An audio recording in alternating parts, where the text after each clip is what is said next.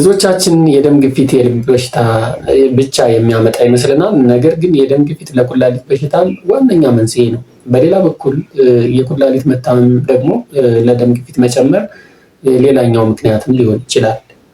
ዛሬ እነዚህ ሁለት ነገሮች እንዴት እርስ በርስ እንደሚገናኙ በዝርዝር እናያለን። የደም ግፊት ለኩላሊት በሽታ ዋነኛ መንስኤ እንደሆነ ሁሉ የኩላሊት መታመም እንዲሁ ለደም ግፊት መጨመር ምክንያት እንደሆነ የተለያዩ የሕክምና ጥናቶች ያመለክታሉ።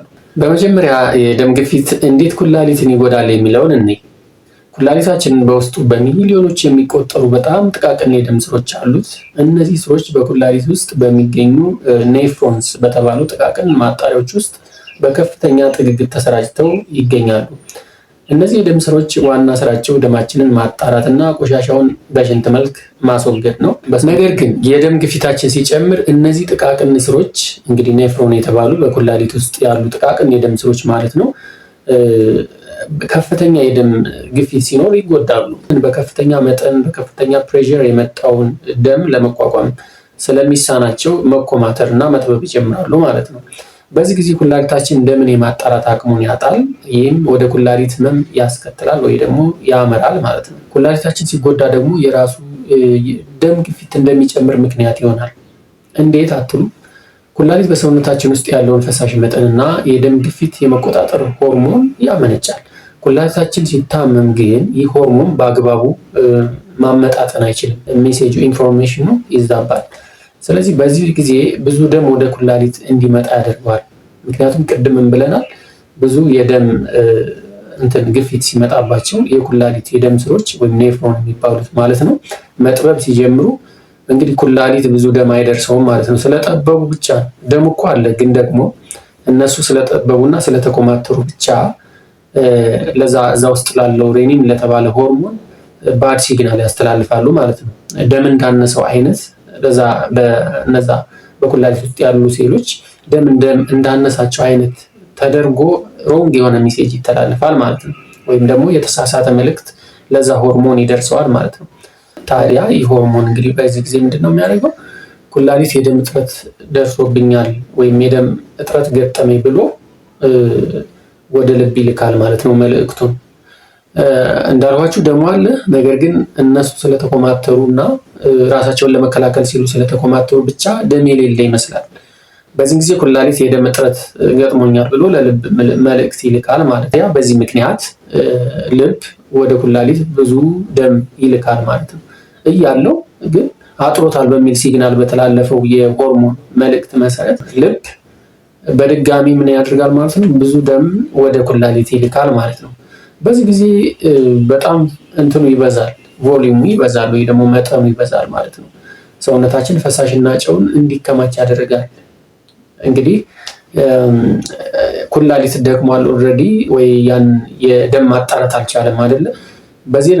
በዚህ የተነሳ ግፊቱ እየጨመረ ይሄድና ኩላሊት የበለጠ እየደከመ ይመጣል ማለት ነው።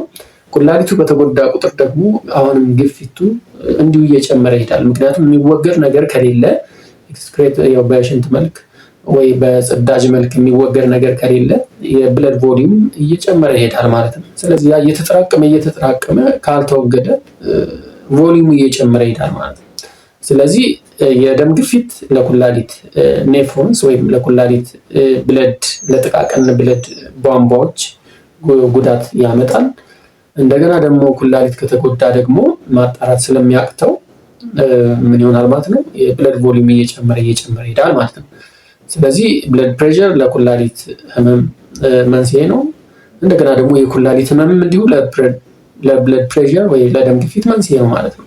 ስለዚህ ይሄ ቪሺየስ ሰርክል ነው ይሉታል ሳይንቲስቶች። እኛ ደግሞ እንዴት ነው ኩላሊታችን ተጎዳ ወይስ አልተጎዳም የሚለውን ነገር ሴንስ ማድረግ የምንችለው ወይ ደግሞ መለየት የምንችለው እንዴት አድርገን ነው የሚለውን ስናይ 5 ምልክቶችን ልብ ብለን ማወቅ ይኖርብናል።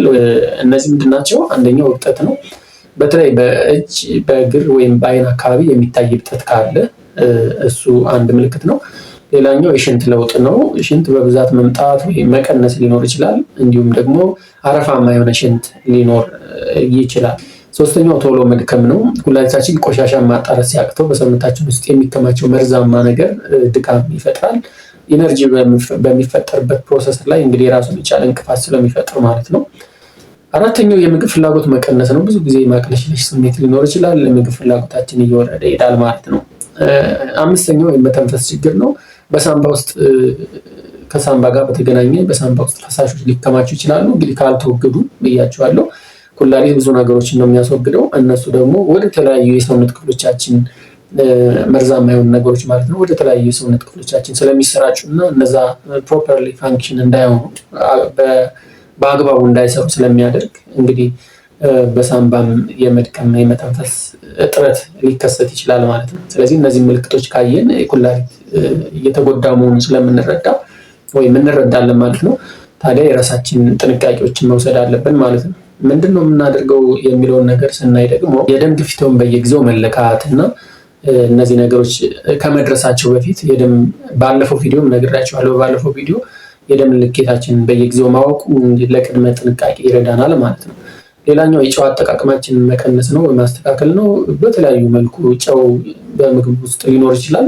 ስለዚህ እኛ በምናዘጋጀው ምግብ ብቻ ሳይሆን በተለያየ ቦታዎች ላይ ስንሄድ ከሱፐርማርኬት በምንገዛቸው ምግቦች ወይም ግብዣ ወይ ሴረሞኒ ሲኖር ሄደም ሰው ጋር ስንበላ ምናምን እነሱ ተጨማሪ ጨው መጠን ሊጨምሩ ስለሚችሉ ማየት ነው። ራሳችን እንግዲህ ከነዛ ነገሮች መቆጠብ መቻል አለብን። ሌላው በቂ ውሃ መጠጣት ነው። ኩላሊታችን ቆሻሻን ለማስወገድ ውሃ ያስፈልገዋል። ውሃ እጥረት ካለ እንግዲህ ኩላሊት ቀስ እያለ ሊጎዳ ስለሚችል ውሃም በብዛት መጠጣት ይጠበቅብናል።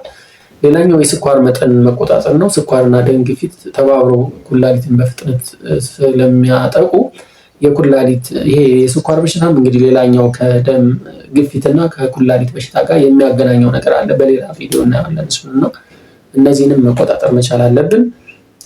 ስለዚህ ምርመራ ያስፈልጋል። ሁልጊዜ የኩላሊት ምርመራ፣ የደም ግፊት ምርመራ እና የስኳር ምርመራ ማድረጉ ለእንደዚህ አይነት ለቅድመ ጥንቃቄ ለጤናችን አስፈላጊ ስለሆኑ ነው ሁሌ የሚነገረው ማለት ነው። ይህ መረጃ ለሌሎች እንዲደርሱ ቪዲዮ ላይክ እና ሼር ማድረጋቸው እንዳትረሱ። ለተጨማሪ ጠቃሚ ጤና መረጃዎች ደግሞ ሰብስክራይብ በማድረግ የቻናላችን ቤተሰብ እንድትሆኑ ጋብዛለሁ። ስለተከታተላችሁኝ አመሰግናለሁ። ጤና ይስጥልኝ።